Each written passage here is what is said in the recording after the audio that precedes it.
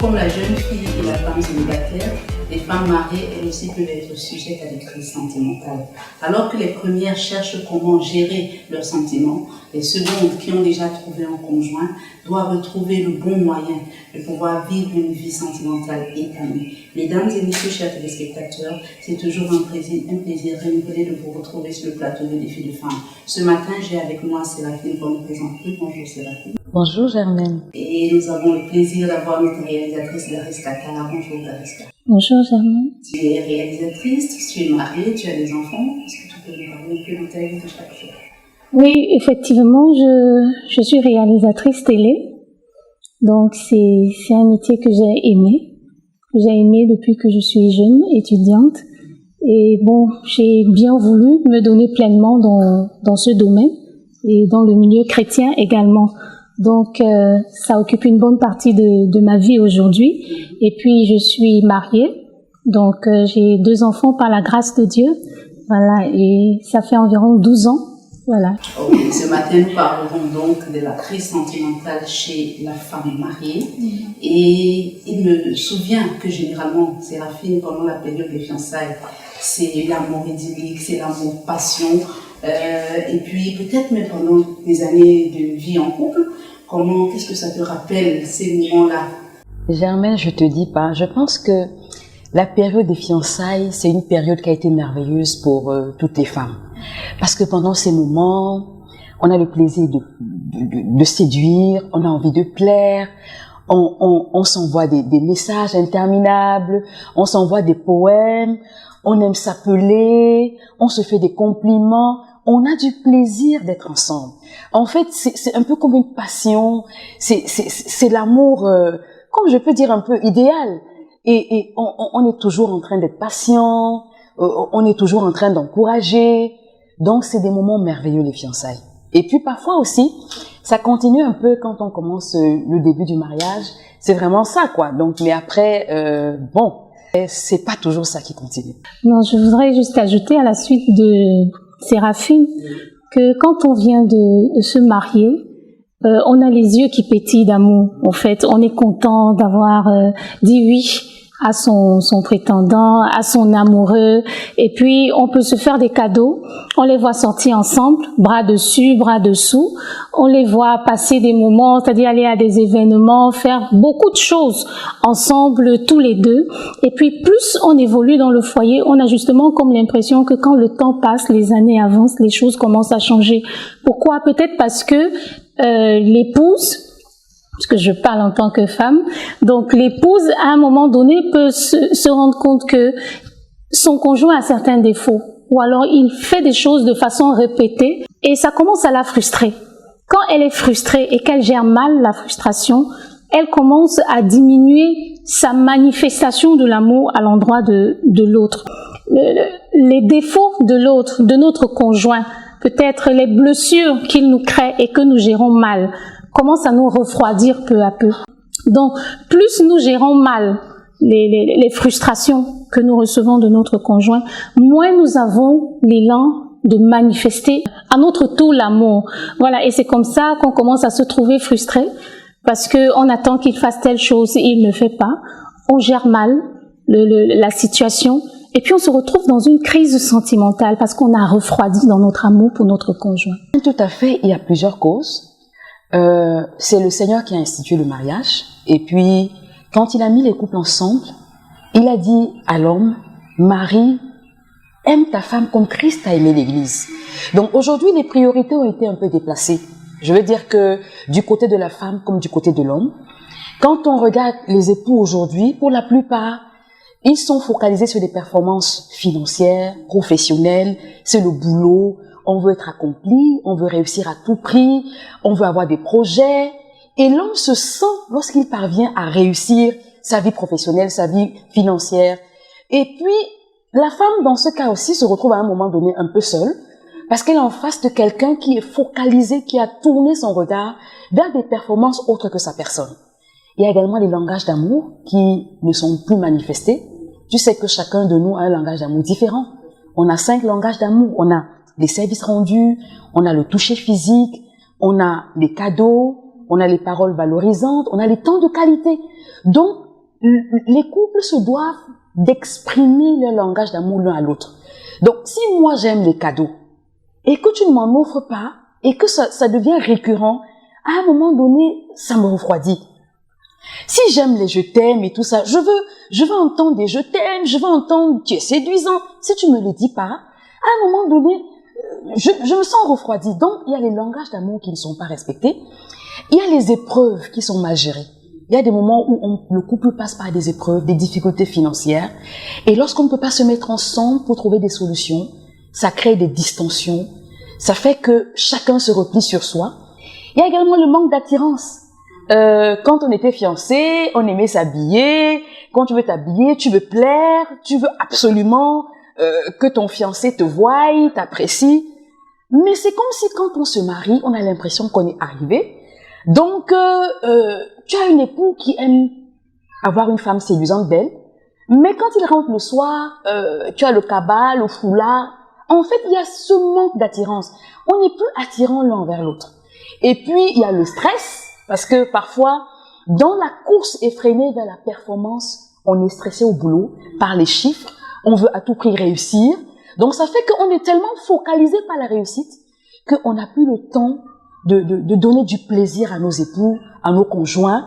Et donc, ça fait que le stress nous bouffe et ça crée des distensions dans le couple. Il y a également la maladie. Parfois, on sort d'une maladie et on ne sait pas la gérer. Donc, on sort d'une maladie et on est frustré. Ça fait que la maladie nous a pris tellement d'espace qu'à un moment donné, ces moments de joie, de partage, d'amour n'existent plus. Du coup, je me demande comment est-ce que cette crise sentimentale se manifeste dans un foyer? Quels sont les signes qui nous permettent de détecter qu'ici, il y a une crise sentimentale, quelle que soit son origine? Quand on se rend compte qu'on vit déjà comme des voisins, ou alors comme des frères et sœurs qui sont dans une même maison, c'est-à-dire qu'on dort peut-être dans le même lit, on peut même avoir des rapports sexuels, mais sans plus. Muet. Donc, on avance, chacun se lève, chacun s'occupe de lui, et puis c'est bonjour, bonsoir, je sors. Donc, quand je reviens le soir, je cherche pas à savoir ce qui est arrivé à l'autre en journée. Il n'y a pas de causerie dans la maison. Soit la femme se concentre plus sur ses enfants. Donc, elle essaye de savoir si celui-ci est bien vêtu, s'il a bien mangé, si telle ou telle autre chose, mais le conjoint ne l'intéresse pas du tout. Donc, il est assez grand, il va se débrouiller. Et des fois, on n'a même plus envie de partager ses souffrances ou ses difficultés à cause des blessures qu'on a eues. Donc, on se referme. Ça fait que quel que soit ce que j'ai rencontré en journée, tu n'es pas au courant. Donc, je gère. Je préfère me confier à une collègue, donc lui partager mes difficultés, lui raconter. Et si je veux avoir des moments de qualité, je préfère proposer à mes enfants. Peut-être un tour à la piscine, peut-être un tour dans un supermarché. Ou alors, je choisis de m'épanouir avec les autres, quoi. C'est-à-dire avec mes collègues, avec mes amis, etc. Nous, les femmes, généralement, on aime bouder. D'accord? C'est vrai qu'il y a des hommes aussi qui sont boudeurs, mais généralement, c'est les femmes. La femme exprime son mécontentement par le repli de soi. Quand elle n'est pas contente, elle ne parle plus, elle se renferme sur elle-même, elle ne communique plus. Donc, c'est les oui, non, je. En fait, les conversations à demi-mot. Donc, il y a l'agressivité, on est agressif. L'agressivité part déjà d'une susceptibilité qui est poussée. C'est-à-dire, pour peu qu'on te pose une question, tout de suite, paf, tu t'enflammes. Et puis, on se demande que, mais c'est seulement pour ça. Alors qu'en fait, il y a cette crise qui te ronge, et puis, à fleur de peau. Certains deviennent accros au boulot, Vous allez voir des conjoints qui sont de super employés, mais qui sont des conjoints difficiles, de mauvais conjoints. Donc, quand on les voit au bureau, on dit, waouh, mais le collègue là, il rentre tout le temps à 20h, 21h, c'est un bosseur et tout. Mais il est bosseur parce qu'en fait, à la maison, ça ne va pas. Quand on se retrouve dans ces situations où chacun commence à vivre sa vie, en fait, seul, et on se partage peut-être les charges, et chacun assume ses responsabilités vis-à-vis des enfants, il faut être conscient qu'on passe par on n'est plus un parce que chacun, comme je l'ai dit, sa vie. Aujourd'hui, on se rend compte dans les couples que c'est beaucoup plus les responsabilités qui nous bouffe. On est pressuré par les responsabilités. Il faut payer le loyer, il faut payer les charges, les enfants doivent aller à l'école. Donc, on est tellement focalisé sur les responsabilités qu'à un moment donné, si on ne fait pas attention, on se rend compte que cette chaleur, cette passion, cet amour, cette romance disparaît peu à peu. Donc, aucun couple n'est exempt. Et moi, je suis déjà passée par une crise sentimentale. Parce que je suis une femme amoureuse. Hein. J'aime l'amour. Donc, j'aime l'amour. Donc, j'aime la romance. J'aime quand mon mari me dit que je suis séduisante. J'aime quand il me dit je t'aime. En fait, j'aime ça. Donc, ça fait qu'à un moment donné, on a eu beaucoup d'enfants. En fait, on a 7 enfants qui ont été faits à la longue. C'est-à-dire que tous les 2 ans, j'accouchais. Donc, on a été pressurés à un moment donné par cette responsabilité familiale. Ça fait que c'est comme si on est en train de se battre pour élever les enfants, on est en train de se battre pour assurer l'éducation des enfants. Et quand on se rend pas compte, on devient un peu comme insensible parce que on a la pression des enfants, ils sont en bas âge et on n'a peut-être pas de temps pour se manifester suffisamment d'amour. Mais je bénis le Seigneur parce que Germaine, ça revient, hein, donc ça revient quand même. Donc tous les couples peuvent passer par là en fait. Ça veut dire que, comme tu le dis si bien, tous les couples peuvent avoir des moments de crise sentimentale. Oui. Alors, quelles peuvent être les conséquences d'une crise sentimentale dans un couple, Lariska? La réalité, c'est que les premiers qui en souffrent, c'est eux-mêmes. Donc, la première conséquence donc par rapport à eux, c'est la séparation. Quand on n'entretient pas l'amour, quand on laisse les situations extérieures venir influencer notre foyer, donc on commence à avoir une certaine distance l'un l'autre et souvent les critiques commencent à naître. C'est-à-dire que je commence à t'en vouloir parce que tu ne fais pas ci, ça. Mais en fait, la réelle raison, c'est que tu ne m'as pas apporté l'amour. Et ce manque-là va empiéter sur les autres domaines de notre vie. Et on peut finir comme ça par se dire, il ne m'attire plus. Il ne m'intéresse plus. Les autres donc qui te manifestent l'attention à l'extérieur, au pire des cas, si c'est un autre homme, un autre monsieur, tu auras comme l'impression que tu t'es mal marié et que peut-être c'est celui-là qui va faire mieux. Voilà. Donc l'autre chose également, c'est que les enfants subissent. Souvent, vous avez les enfants qui sont refermés sur eux, qui sont blessés en fait, qui sont introvertis, mais ce n'est pas leur réel, leur caractère premier. Mais à cause de ce qu'ils ont subi et le fait de voir les parents ne pas s'aimer, moi je connais des foyers où les enfants sont en larmes quand ils entendent les parents par exemple se disputer. Donc ils ne sont pas très grands. Mais pourtant, quand ils sentent que ça ne va pas, quand ils voient une certaine distance, ça agit sur leur physique et sur leurs émotions. Donc, et vous voyez, voilà, facilement vous trouvez ce genre d'enfant ne pas vouloir se marier parce qu'il a trouvé que le mariage c'est une déception. Il n'y a rien d'intéressant en fait dans le fait d'être ensemble. Ou alors, vous préparez une mauvaise épouse ou un mauvais conjoint. Pourquoi? Parce que nous savons que le premier enseignant dans une famille, c'est le parent. Le parent est généralement le premier modèle de l'enfant et il va vouloir reproduire ce qu'il a vu à la maison. Donc si à un moment donné, l'épouse a arrêté de marquer l'attention à son conjoint et s'est plutôt repliée vers les enfants, il ne faudrait pas être surpris qu'à la longue, on évolue justement vers une autre fille, future épouse, qui adopte le même comportement à l'endroit de son conjoint. Et comme on disait tantôt, le rendement n'est pas le même. Vous savez, quand une femme se sent aimée, elle est au meilleur de ses potentialités. Je confirme. Quand je sens que je suis aimée, quand je sens que je suis bien entourée, quand je sens que je suis comblée, ça va se voir dans mon lieu de service. Voilà. Ça va se voir dans mes différentes activités. Ça va se voir dans ma relation avec mon entourage. Mais quand je suis mal aimée, c'est l'inverse. Dans mon lieu de service, mon patron peut ne pas savoir ce qui se passe. C'est-à-dire que si, par exemple, je ne suis pas repliée vers mon activité pour chercher satisfaction là-bas, au contraire, je vais déprimer, si j'ai l'habitude de faire des rapports, c'est les mauvais rapports que je produis parce que mon esprit n'est plus, voilà, il n'est pas tranquille, je ne suis pas posée. Donc, si j'ai une activité à l'église, je suis moins enthousiaste, je ne participe plus trop, ma façon de me donner, c'est-à-dire que ça se ressent en fait dans le fruit de ce que je suis en train de produire, donc je ne suis pas au meilleur de mes capacités. En plus de ce que Dariska a dit, moi je vais parler des maladies, parce que généralement lorsqu'on a une crise, on n'a pas de joie.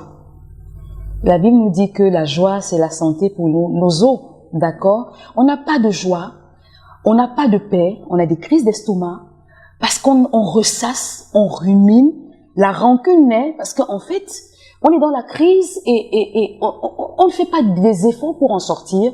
Donc ça fait qu'on est bouffé par la rancune, par l'amertume, on est amer et tout. Et ça nous crée des maladies. On a mal au nez, on a mal à la tête, on a des crises d'estomac, on a l'hypertension. Donc en fait, c'est des conséquences assez désastreuses pour la santé. Il faut éviter. L'amour est trop beau. Qu'est-ce que l'on peut faire en tant qu'épouse pour éviter de sombrer dans la crise sentimentale? Il faut savoir que l'amour se construit. Donc, je connais quelqu'un, je l'aime, il m'aime, on se marie, et puis on croit que, comme on s'est dit oui, et qu'on s'est passé les alliances, tout va couler. Moi, je crois que la première chose pour éviter la crise sentimentale, c'est être prêt à bâtir un environnement d'amour et de travailler à ce que l'amour reste. Donc, c'est-à-dire de façon concrète. Au début, on a parlé des langages d'amour. Donc, si je sais, par exemple, que le langage de mon conjoint, ce sont les paroles valorisantes, il faut que je m'applique à lui donner ce qu'il attend de moi. Donc, plus je me donne à rendre l'autre heureux, plus je m'attire également l'amour qui vient de lui, et puis moins l'ambiance de crise se présente. Il faudrait que, de même que je travaille dans mon lieu de service pour être meilleur, que je travaille à être meilleur en produisant à mon conjoint ce qu'il attend de moi. Donc plus je vais passer ces moments de qualité avec lui, plus je vais répondre à son langage d'amour et qu'il sera rempli d'amour, il va me manifester en retour cet amour. Mais si après le mariage, j'estime que le tout est déjà acquis et que je crois que les choses vont découler d'elles-mêmes, voilà, je crois que je ne serai pas surprise de me retrouver dans une situation de crise sentimentale. Comment faire quand la crise sentimentale provient de quelque chose qui n'est pas forcément voulu par l'autre, par notre conjoint? Déjà, je pense que dans le cadre du couple, Dieu nous a mis ensemble pour nous compléter. La femme est une aide efficace pour son mari. Et lorsque je regarde un peu dans le fonctionnement d'un couple, chacun est particulier. On sait que l'homme, c'est le domaine des performances. Ça, on le sait. L'homme aime les performances. C'est ce qu'il fait qui lui donne de l'honneur. Il aime être honoré, valorisé. Et on sait que la femme, c'est ce qu'elle entend. Elle aime entendre les choses. Dieu nous a fait comme ça. On aime entendre les choses. Donc, chacun a sa position dans le foyer et nous devons nous évertuer à remplir nos rôles de façon respective. Ça veut dire quoi? Ça veut dire que moi, la femme, parce que je sais que mon mari est dans l'univers des performances, je dois le valoriser. Je dois le respecter. La Bible dit que je dois être soumise. Le Seigneur l'a précisé parce qu'il sait que les femmes elles ne sont pas modérées dans le langage. Donc, je dois m'évertuer à être une femme soumise, qui l'encourage, qui le respecte, qui le valorise, et qui lui montre qu'il est un héros, et qu'il peut avoir des défis professionnels, mais parce qu'il est un héros, parce qu'il est un homme intelligent, parce qu'il est un homme brillant, il peut y arriver. Donc, chaque fois qu'il recevra de moi des SMS qui vont lui dire, tu es mon prince, tu es fort, du courage et tout, en fait, ça le galvanise. Ça va éviter qu'il ne sombre dans la pression professionnelle. Ça lui rappelle que tu es là. Voilà. Donc, la femme doit soutenir son mari pendant qu'il est pressuré dans le domaine professionnel. Et je crois que c'est vice-versa parce qu'aujourd'hui, nous sommes tous, on est tous face à ça. Maintenant, du côté de la femme aussi, comme je le disais, la femme, c'est ce qu'elle entend. Quand elle entend des choses, son corps vibre. Donc, je pense que pour éviter ça, l'homme doit s'évertuer à remplir son réservoir émotionnel de tout ce qu'elle va entendre. Et je pense également que les rapports sexuels sont également importants. Nous devons jouir de nos corps l'un l'autre. Parce que c'est aussi un des problèmes qui fait en sorte qu'il y ait une distension dans les couples. Le mari arrive, la femme n'a pas envie de faire l'amour. Ça crée des distensions et des crises sentimentales. Donc, il y a les rapports sexuels réguliers, des rapports sexuels riches, partagés, bien dosés, qui vont permettre cet épanouissement sur le plan sentimental. Et c'est vrai que lorsqu'on est dans le couple et que des mamans comme moi, avec plusieurs enfants, au fil du temps, si on ne fait pas attention, on va se rendre compte qu'on est focalisé sur l'éducation des enfants, sur la prise en charge des enfants au détriment de notre époux. Vous voyez souvent, il y a des époux qui se plaignent parce que l'enfant a 1, 2 ans, mais il est carrément au milieu. C'est-à-dire que la maman a de la peine à se détacher de l'enfant, de le mettre dans un berceau.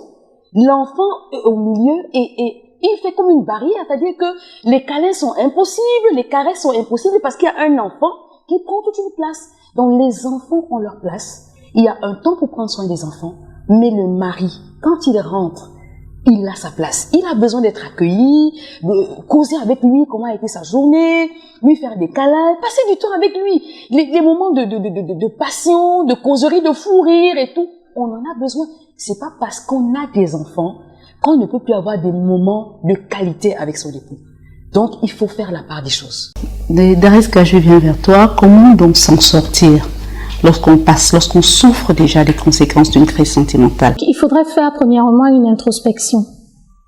Donc, je me souviens de la parole de Dieu qui dit, avant d'enlever la brindille qui est dans l'œil de ton frère, enlève le tronc d'arbre qui est dans le tien. Facilement, on accuse l'autre. Pourtant, on est souvent à l'origine de beaucoup de crises nous-mêmes. Facilement, on veut se plaindre et dire « Oh, il ne me fait plus ci, il ne m'appelle plus quand je suis au boulot, il ne m'apporte plus un petit cadeau et autres. » Mais on n'est pas prompte à se demander « Mais qu'est-ce que moi j'ai fait? Est-ce que je peux être à l'origine de ce que je vis actuellement ?» Donc, il faut être lucide, il faut être objectif pour regarder avec froideur la situation, l'analyser et reconnaître premièrement son tort.